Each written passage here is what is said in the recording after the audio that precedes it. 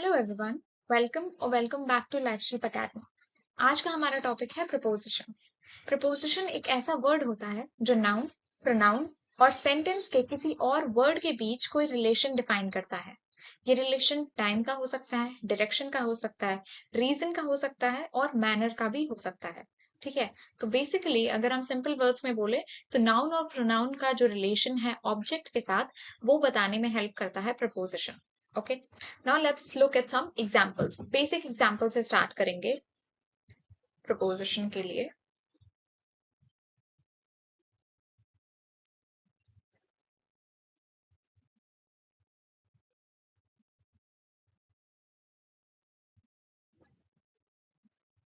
The book is on the table. So here the book is the noun or the subject of the sentence, whereas table is the object, right? इन दोनों के बीच का जो relation है वो कौन बता रहा है? ऑन। बिकॉज इससे पता चल रहा है कि बुक कहाँ है, बुक टेबल के ऊपर है।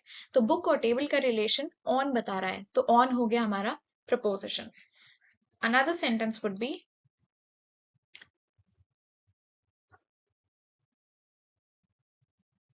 she is walking towards the park. अब यहाँ पर शी हमारी नाउन है। शी इज वॉकिंग, तो वो क्या कर रही है? वो चल के जा रही है। कहाँ चल के जा रही है? पार्क की तरफ। तो पार्क और शी के बीच में क्या रिलेशन है कि she is walking towards the park. तो टुवर्ड्स यहाँ पर कनेक्ट कर रहा है इन्हें, टुवर्ड्स यहाँ पर सेंस बना रहा है सेंटेंस का, हमें रिलेशन डिफाइन करने में मदद कर रहा है। तो towards becomes the preposition for the sentence. अब कुछ कॉमन प्रपोजिशंस होते हैं। Common preposition for time, place and direction. तो कौन कौन से ऐसे प्रपोजिशंस हैं जो हम जनरली अपने कॉन्वर्जेशन में या कॉमनली यूज करते हैं? तो जब हमें टाइम के लिए यूज करना होता है, अगर हम सबसे पहले टाइम की बात करें तो टाइम के लिए we use at, on, in, by, since. इसके अलावा फॉर, ड्यूरिंग। ठीक है, ये कुछ कॉमन प्रपोजिशंस होते हैं जो हम टाइम के लिए यूज करते हैं। ठीक है, फ्रॉम भी।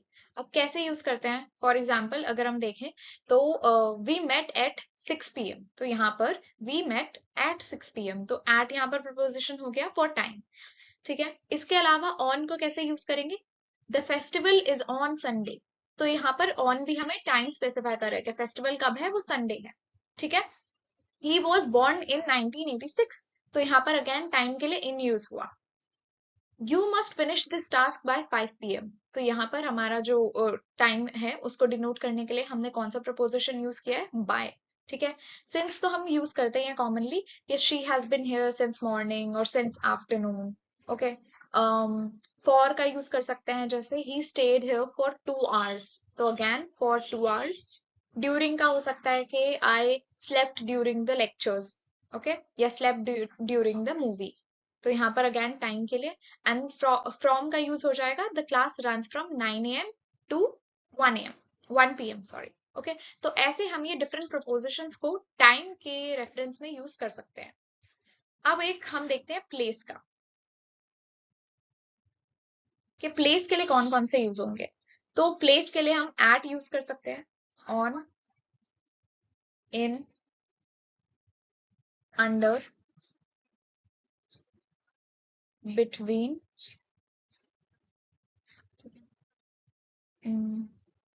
beside, okay, and over,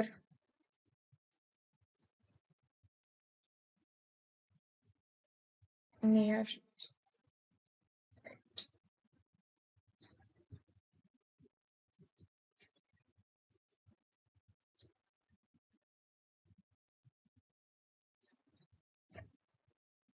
okay, तो ये सारे प्रपोजिशंस को हम यूज कर सकते हैं जब हमें प्लेस के लिए प्लेस या डायरेक्शन को रेफर करना है। प्लेस का पहले देखते हैं, तो जैसे एट का यूज हो सकता है, she is at the door.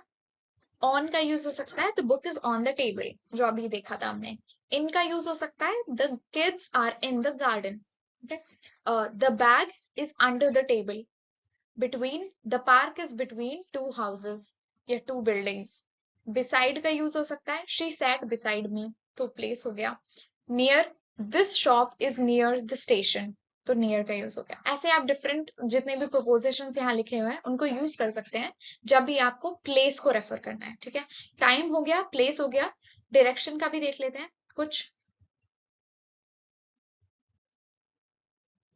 Propositions जो कि डायरेक्शन के लिए यूज किए जाते हैं, जैसे to, okay, she is going to the mall, okay, या फिर into, he went into the room, तो वो रूम के अंदर गए।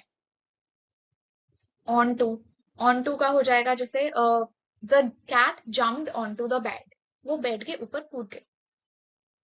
टुवर्ड्स भी डायरेक्शन के लिए यूज कर सकते हैं, फ्रॉम भी यूज कर सकते हैं, for example he came from Delhi. Cross, ठीक है, जैसे the bridge goes across the river, okay, या फिर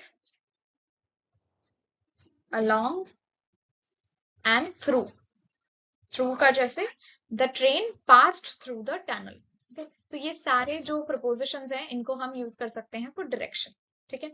तो ये थे हमारे कुछ कॉमन प्रपोजिशंस जो हम जनरली यूज करते हैं। Let's come to the next topic which is words with no preposition. अब कुछ ऐसे वर्ब्स और वर्ड्स होते हैं जो बिना प्रपोजिशन के डायरेक्टली फॉलो होते हैं, ठीक है। इनके साथ कोई प्रपोजिशन नहीं यूज किया जाता। अगर आप कोई प्रपोजिशन यूज करोगे तो मोस्ट केसेस में वो गलत भी हो सकता है, ओके। तो बेटर है कि आप इनको बिना प्रपोजिशन के यूज करो because it make sense without the preposition as well. जैसे the first word is discuss, okay. Discuss के साथ कोई प्रपोजिशन यूज नहीं किया जाता। व्हेन यू यूज डिस्कस तो यू कैन जस्ट से कि we discussed this topic, okay. We discussed about this topic would be incorrect.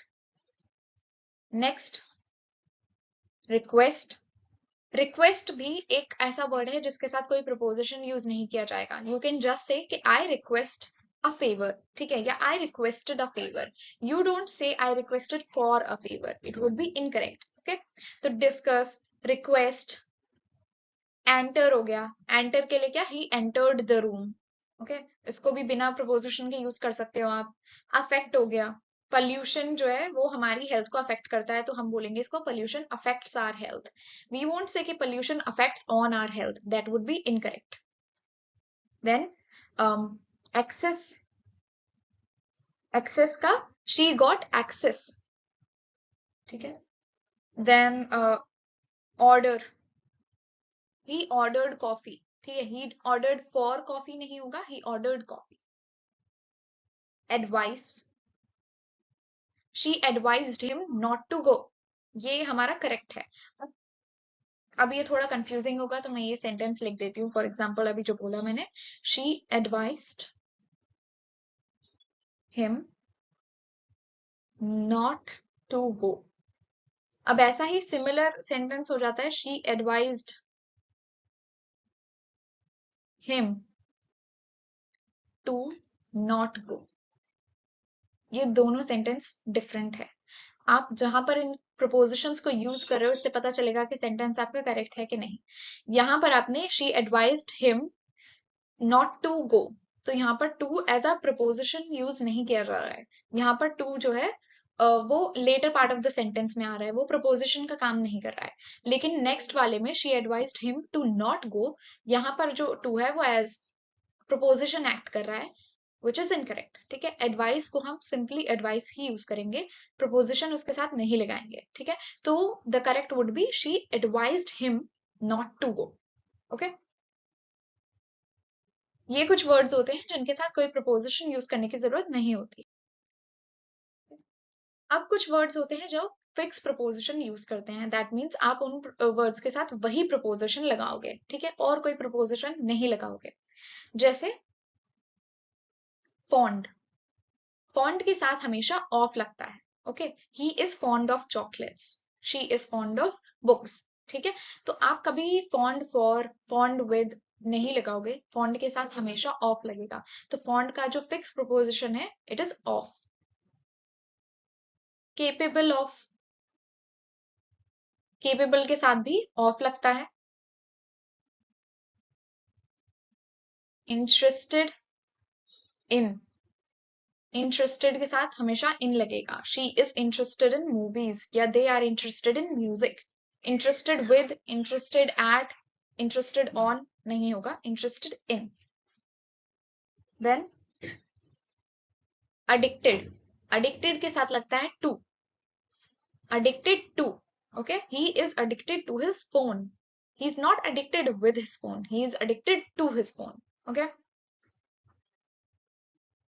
committed, committed के साथ भी to ही लगेगा. Okay, she is committed to her work.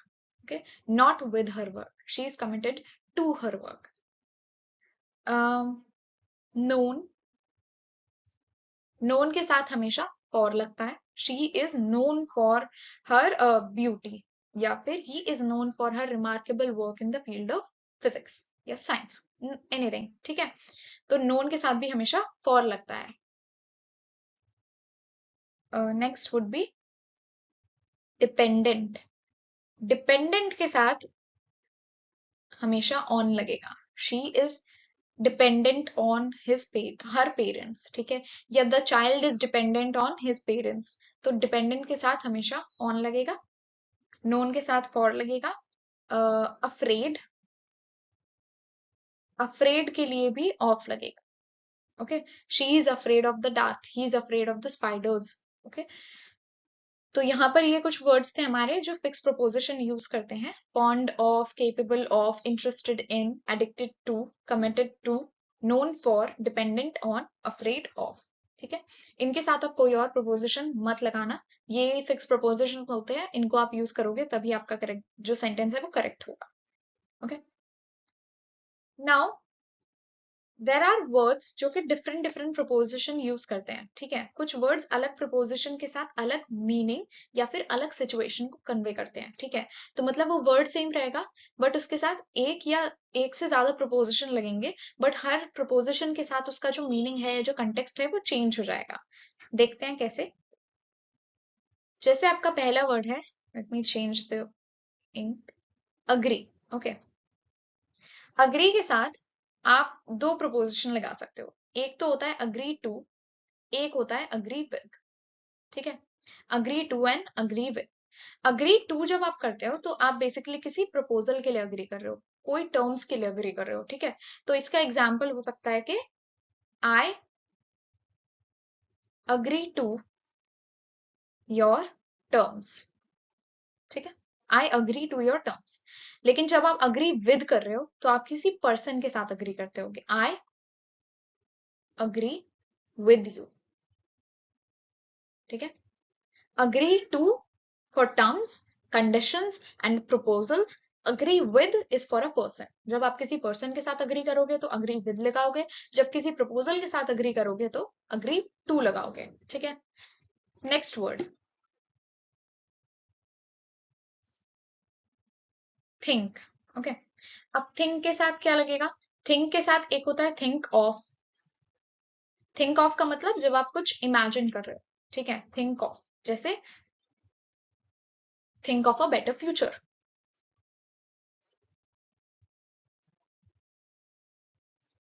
Okay, think of a better future. और दूसरा लग सकता है think about.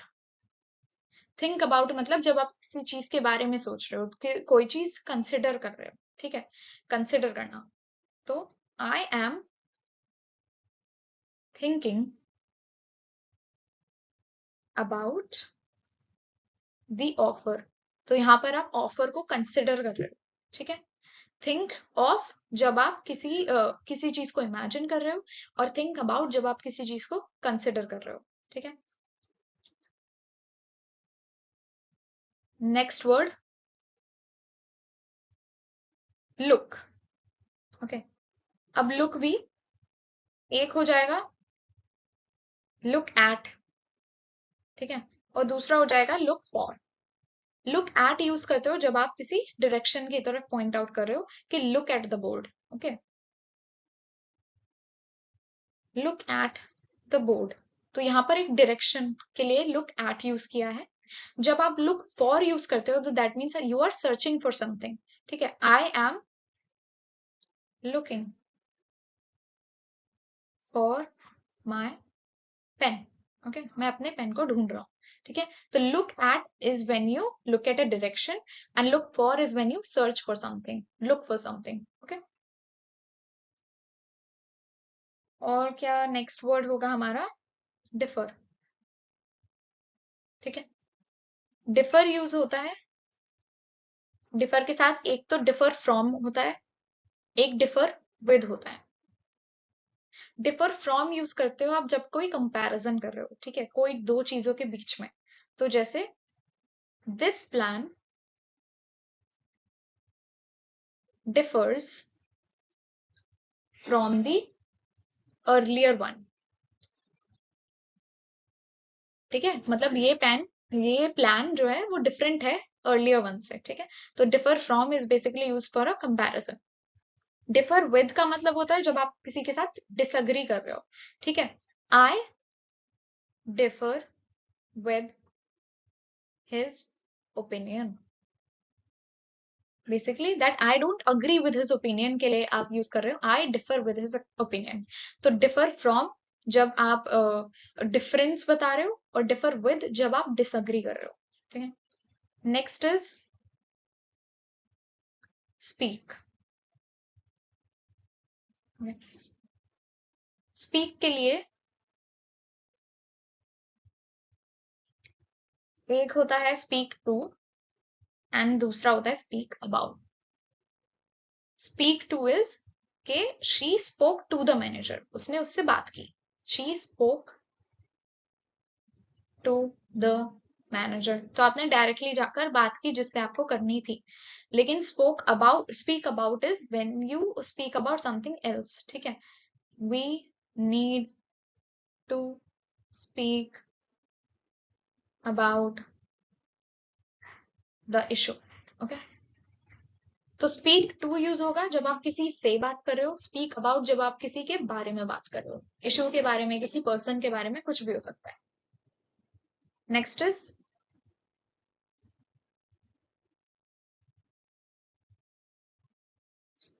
Deal, okay, deal,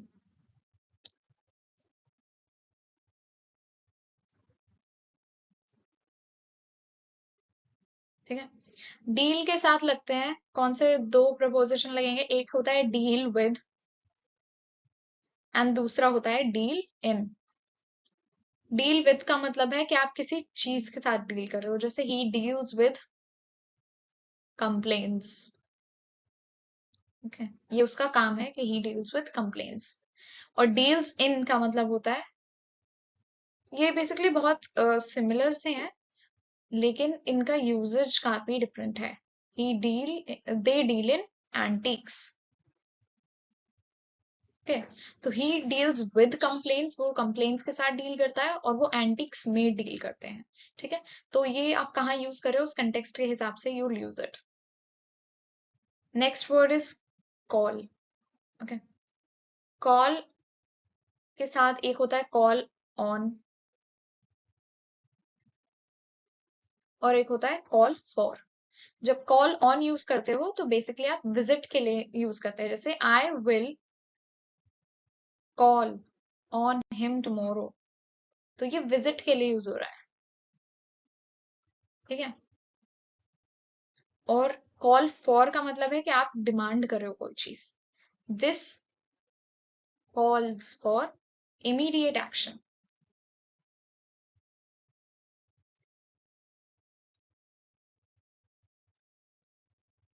this calls for immediate action, okay. तो कॉल ऑन जब आप विजिट की बात कर रहे हो, I will call on him tomorrow, and call for जब आप कोई डिमांड कर रहे हो, this calls for immediate action. तो ये कुछ वर्ड्स थे जो कि डिफरेंट प्रपोजिशन के साथ डिफरेंट मीनिंग या डिफरेंट सिचुएशन कन्वे करते हैं, ठीक है। तो ये दो दो प्रपोजिशन है वर्ड्स के, differ from, differ with, speak to, speak about, deal with, deal in, call on, call for, look at, look for, differ from, differ with, ठीक है, think of, think about, agree to, agree with, ठीक है। तो ये सारे हो गए आपके words with different preposition. Let's move on to the next topic, which is academic preposition. Academic preposition basically जब आप एकेडमिक राइटिंग करते हो तो उसमें कुछ फॉर्मल प्रपोजिशंस का यूज किया जाता है, ठीक है, बिकॉज वहां पर आपको काफी प्रिसाइज होना है और आपको सही मीनिंग कन्वे करना है, फॉर्मल सेंस में मीनिंग कन्वे करना है। तो प्लेसमेंट और चॉइस बहुत ज्यादा जरूरी होती है प्रपोजिशंस की। तो हम कुछ ऐसे फॉर्मल प्रपोजिशंस देखते हैं जो एकेडमिक राइटिंग में यूज किए जाते हैं, जैसे according to. Okay, according to जैसे according to the research climate change is a big deal, ठीक है, या क्लाइमेट चेंज इज रियल। तो यहाँ पर अकॉर्डिंग टू। ओके, ये आप जनरली कॉन्वर्जेशंस में इतना यूज नहीं करते हो, बट आप फॉर्मल या फिर एकेडमिक कॉन्वर्जेशंस में, एकेडमिक राइटिंग में आप ज्यादा यूज करते हो। तो according to is also a preposition. Then in connection with.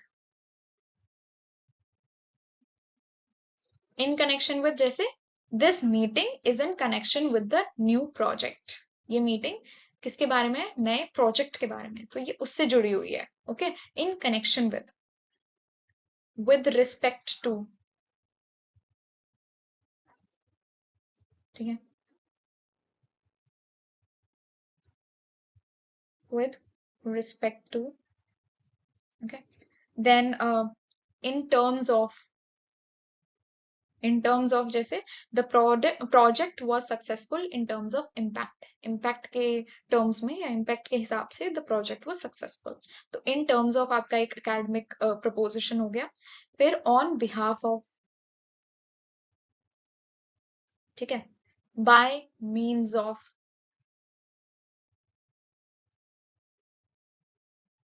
with regard to,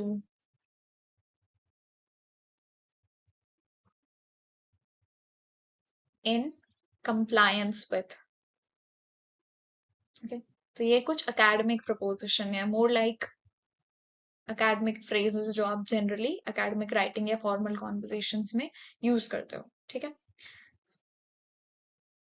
then using prepositions with nouns, कि जब आप नाउन्स के साथ प्रपोजिशन को यूज करोगे तो कैसे होगा। तो पहले हम नाउन के साथ देखेंगे कि नाउन के साथ कैसे यूज होते हैं preposition, and then will move on to adverbs, के एडवर्ब्स के साथ कैसे यूज होंगे।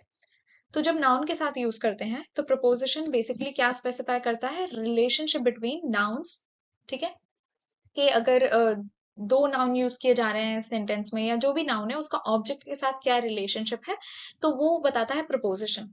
प्रपोजिशन नाउन के आगे या उनसे पहले आता है और रिलेशनशिप क्लैरिफाई करता है, ठीक है, जैसे वो रीजन बता सकता है, पर्पस बता सकता है, बिलोंगिंगनेस बता सकता है, ठीक है। इसके अलावा पोजेशन जो है वो भी बता सकता है, ठीक है, पोजेशन या बिलोंगिंगनेस के नाउन और ऑब्जेक्ट के बीच में क्या रिलेशन है। तो हो सकता है कि नाउन जो है वो पोजेसर हो ऑब्जेक्ट का, ठीक है, तो ये बताएगा कौन? हमें प्रपोजिशन, ठीक है। नाउन के साथ प्रपोजिशंस बिलोंगिंग या ओनरशिप दिखाते हैं, एंड नाउन जो है बेसिकली हमारा टाइम और प्लेस भी क्लैरिफाई करने में मदद करता है नाउन की। ओके, तो now let's move on to some examples. जैसे एक हो गया आपका नीड फॉर, ये एक आपका प्रपोजिशन है, इसको आप कैसे यूज करोगे नाउन के साथ में? There is a need for better infra infrastructure। Okay, there is a need for better infrastructure. तो यहाँ पर जो हमारा प्रपोजिशन है वो नाउन से पहले आ गया। ओके, फिर रीजन फॉर, कॉमन जो प्रपोजिशंस हैं इन, ऑन, एट, वो सब हम पहले देख चुके हैं, तो इसीलिए हम वो रिपीट नहीं कर रहे हैं, हम नए प्रपोजिशंस देख रहे हैं जो कि जनरली हम नहीं सोचते, ठीक है। तो रीजन फॉर हो गया जैसे the reason for his failure is his laziness. Okay, या फिर key to, hard work is the key to success.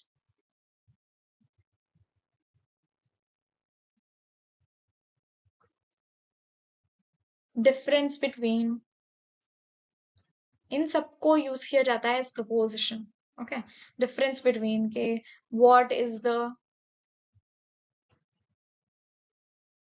मैं शॉर्ट में लिख रही हूँ, difference between these two options. Okay, या फिर एग्जाम्पल ऑफ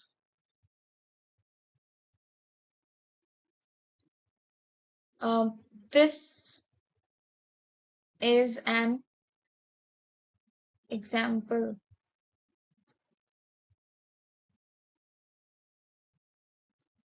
या फिर दिस की जगह ही कर लो.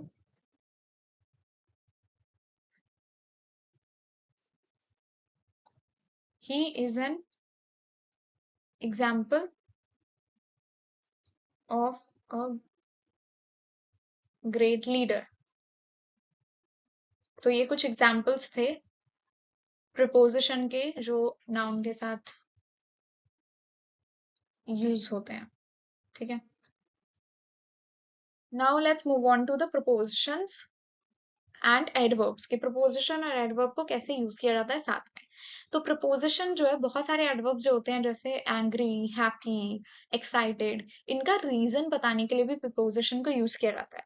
कि अगर सेंटेंस में बोला है कि वो एंग्री है तो वो किस चीज पर एंग्री है. ठीक है, एक्साइटेड है किस चीज के लिए एक्साइटेड है, हैप्पी है तो किस चीज से हैप्पी है. तो ये सब चीजें बताने में प्रपोजिशन हेल्प करते हैं.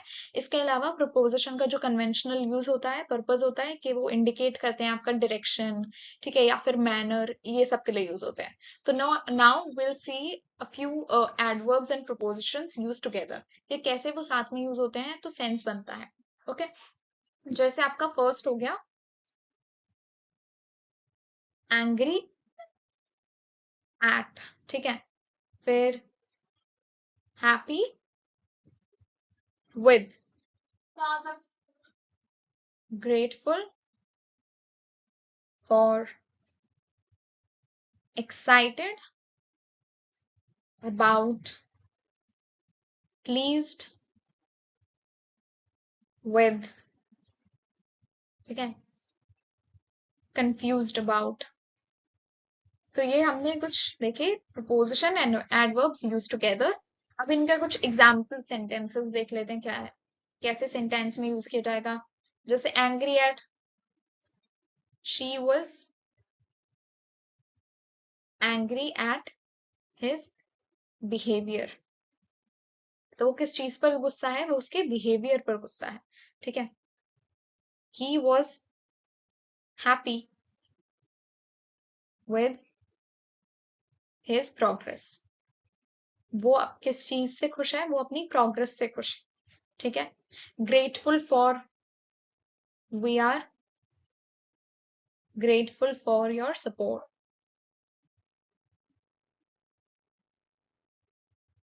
Okay, excited about, तो the kids are excited about the trip. Okay, फिर pleased with के लिए he was pleased with the performance. Okay, confused about, he was confused about the instructions. ठीक है, तो ये कुछ एग्जाम्पल सेंटेंसेस हो गए different different adverbs and propositions के. इसके अलावा भी बहुत सारे होते हैं, जैसे अपसेट ओवर होता है. ठीक है, एंड और भी बहुत सारे होते हैं. तो वरीड अबाउट होता है. तो वो आप खुद प्रैक्टिस करके देख लेना कि कौन कौन से होते हैं एडवर्ब्स एंड प्रपोजिशन. यहाँ पर हम कुछ देख चुके हैं कैसे प्रपोजिशंस को वर्ब्स के एडवर्ब्स के साथ यूज किया जाता है, कैसे नाउन के साथ यूज किया जाता है, कौन कौन से प्रपोजिशंस हैं जो जनरल उसमें यूज किए जाते हैं, वो टाइम, प्लेस एंड पर्पज. ठीक है, वो सब हमने देख लिए हैं. इसके अलावा हमने ये भी देख लिया कि कौन से वर्ड्स होते हैं जो कोई प्रपोजिशन यूज नहीं करते, कुछ वर्ड्स होते हैं जो फिक्स प्रपोजिशन यूज करते हैं, एंड कुछ वर्ड्स होते हैं जिनके साथ अलग प्रपोजिशन यूज करने पे जो मीनिंग है वो डिफरेंट हो जाता है, बदल जाता है मीनिंग, या डिफरेंट कंटेक्स्ट वो शो करते हैं. ठीक है, तो that's it for today. With this we come to the end of this session. We'll see you in the next video with another topic. Thank you.